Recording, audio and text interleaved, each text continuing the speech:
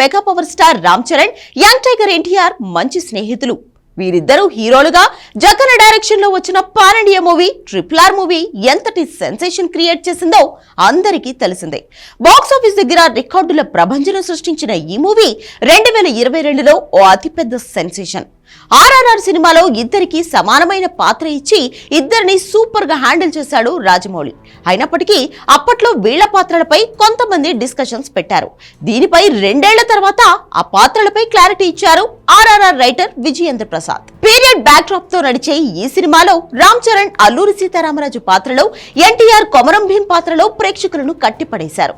ఒకవేళ నిజంగా అల్లూరి సీతారామరాజు కొమరం భీం కలిసి ఉంటే ఏం జరిగి ఉండొచ్చు అన్న ఊహతో తీసిన ఈ ఫిక్షనల్ సినిమాకు ప్రేక్షకులు బ్రహ్మరథం పట్టారు. చరణ్, ఎన్టీఆర్ ఇద్దరూ తమ తమ పాత్రల్లో జీవించి క్రిటిక్స్ ప్రశంసలు సైతం అందుకున్నారు. అయితే ఈ సినిమాలో హీరో పాత్రల మీద కొందరు కావాలని చర్చలకు దారితీశారు. ఎన్టీఆర్ చేసిన భీం పాత్ర చాలా తక్కువ ఉందని, రామ్ చరణ్ తో పోల్చితే తారక్ పాత్ర స్క్రీన్ స్పేస్ కానీ ఎలివేషన్ కానీ తగ్గించారని అన్నారు. ఫ్యాన్స్ తో పాటు కొంతమంది నెటిజన్లు చాలా సీరియస్ డిస్కషన్స్ నడిపించారు. అయితే RRR రైటర్ విజయేంద్ర ప్రసాద్ ఈ విషయంపై క్లారిటీ ఇచ్చారు. సినిమాలో రామరాజు, భీం పాత్రలకు సమానమైన ప్రయారిటీ ఇస్తూ సీన్స్ రాశామని, కాకపోతే నార్త్ సైడ్ రామరాజు పాత్రకు ఆడియన్స్ బాగా కనెక్ట్ అయ్యారని విజయేంద్ర ప్రసాద్ తెలిపారు. అక్కడ రామరాజు పాత్ర కాషాయ దుస్తులు వేసుకోగానే అతన్ని రాముడు అనుకున్నారు. అలా రామ్ చరణ్ పాత్ర అక్కడ హైలైట్ అయిందన్నారు. అయితే ఎన్టీఆర్ పాత్ర చేయడం చాలా కష్టమని అన్నారు విజయేంద్ర ప్రసాద్.